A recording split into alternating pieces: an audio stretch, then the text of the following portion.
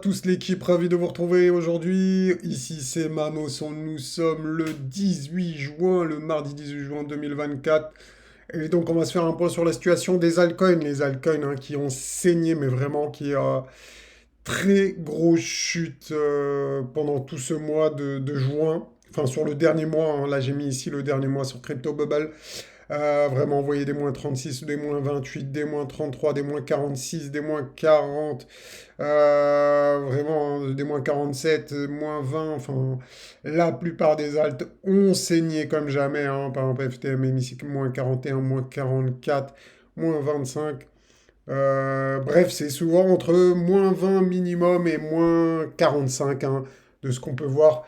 Il y a quelques shitcoins, bien évidemment, qu'on pump, hein, comme d'habitude. Donc il y en a quelques-uns qui se distinguent, mais la plupart sont en énorme chute. Donc on va voir même le Tao ici, moins 27%, euh, qui de ses plus hauts est à plus de moins 60%.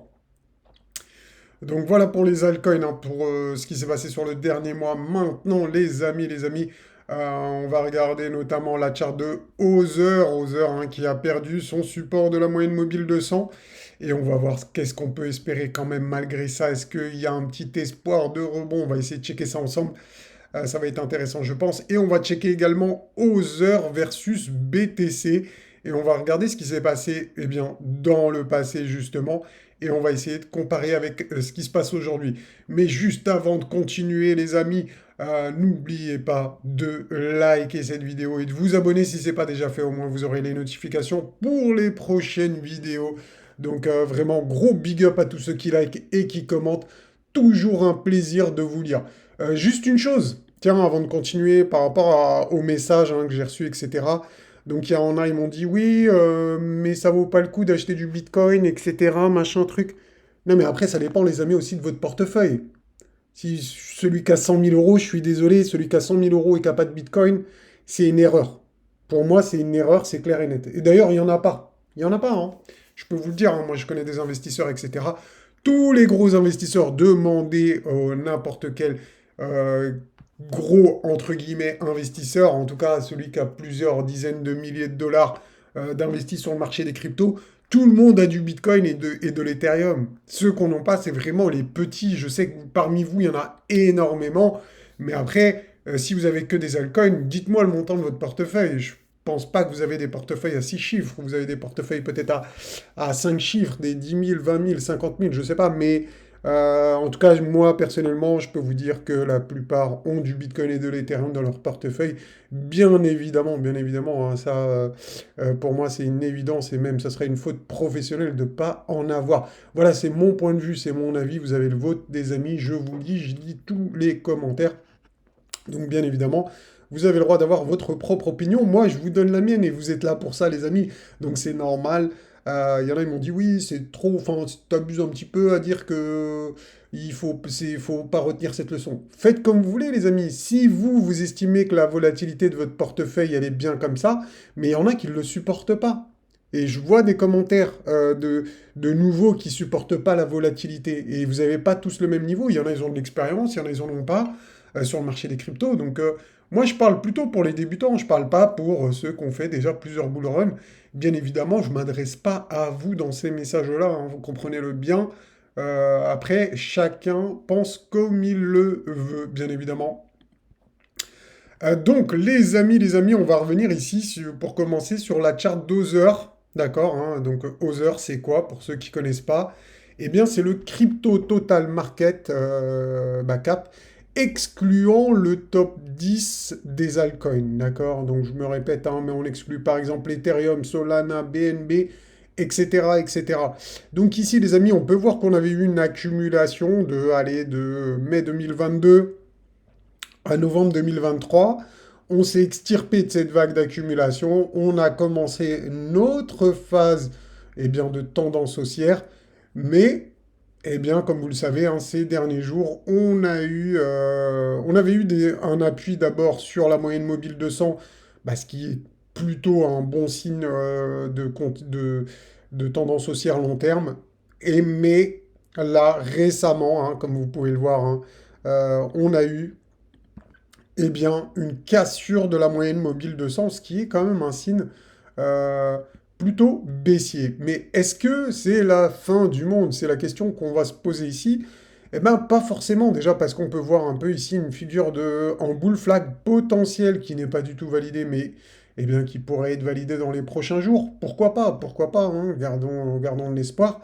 Euh, également une chose à signaler, c'est que si on regarde le niveau graphique en termes horizontal, si on ne prend pas en compte la moyenne mobile, hein, tout simplement, si vous préférez, eh bien regardez, ici on arrive sur une zone quand même de support, sur une zone horizontale de support. Donc ça pourrait tenir, on pourrait, en fait, hein, carrément, hein, les amis, on pourrait être sur un niveau de support sur les altcoins. Donc là, vraiment, est-ce que c'est le moment de vendre? Personnellement, moi, Mamos, qui ne suis pas conseiller financier, je ne pense pas.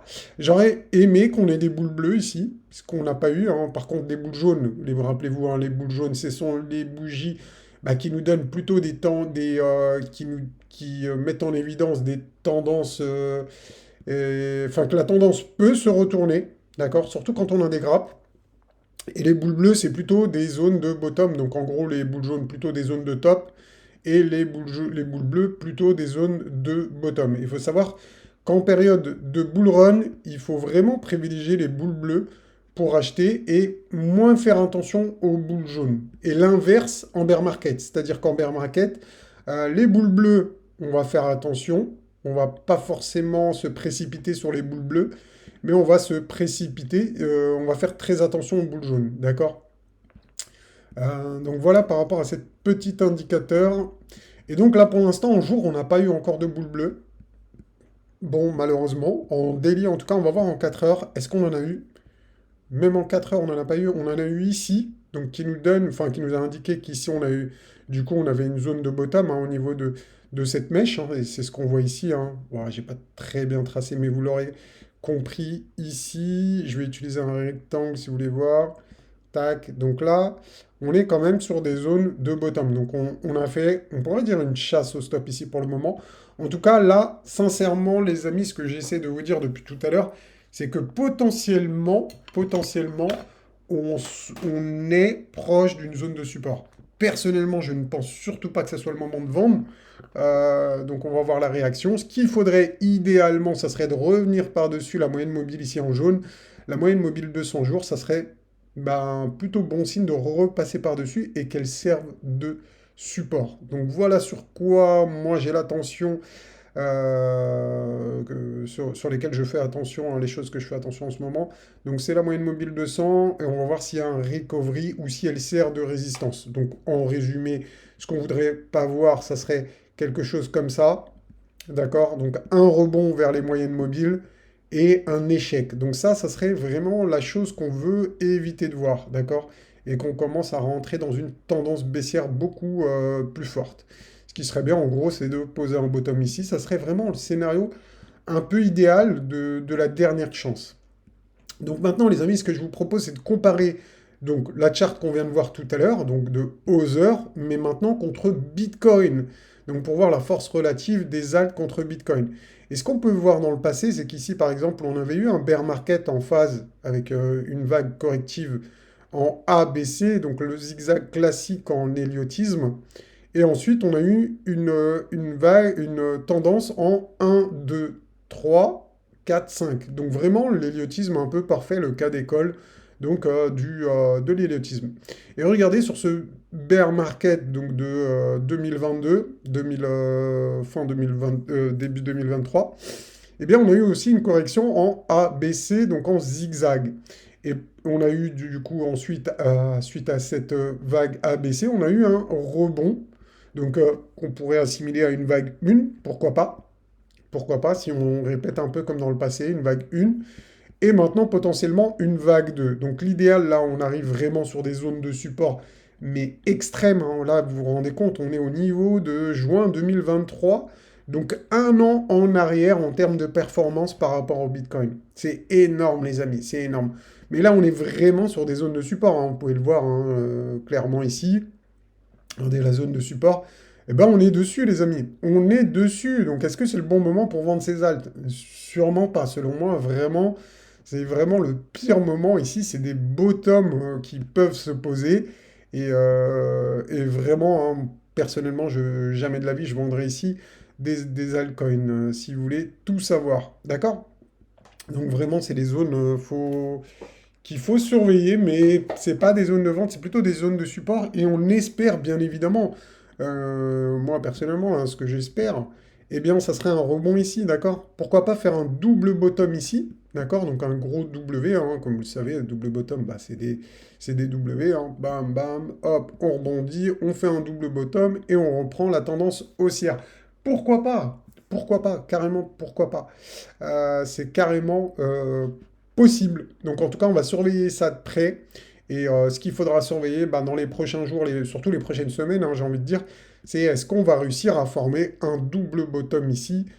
C'est vraiment la chose la plus importante. Donc par exemple ici, on va tracer eh bien, la zone de résistance. Bon, je vais enlever ici la zone de support.